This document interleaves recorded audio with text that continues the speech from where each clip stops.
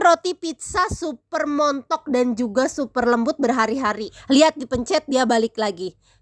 Kejunya juga mulur banget, rasanya ini pas semuanya. Kalian harus cobain. Pertama masukin dulu bahan 1, tepung terigu, kentang rebus, telur, gula, ragi, dan juga santan. Bisa diganti pakai susu. Mixer dengan kecepatan rendah aja sampai tercampur semua. Kalau udah aku masukin bahan 2, lalu mixer sampai kalis.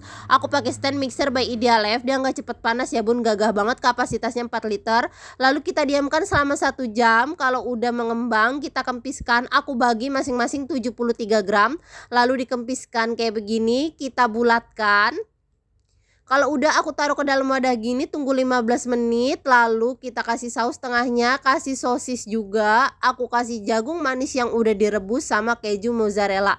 Kalian bisa ganti sesuai selera kalian ya. Lalu aku kasih saus bolognese dan juga mayones. Next, aku oven pakai air fryer 6-in-1 by Idealef. Suhu 170 derajat selama 15 menit, api atas bawah pakai mode oven. Udah matang, tinggal kita angkat deh. Jadi deh roti pizzanya alias pizza bunnya ini empuk lembut banget. Kalian harus cobain all cookware di video by Idealef ya.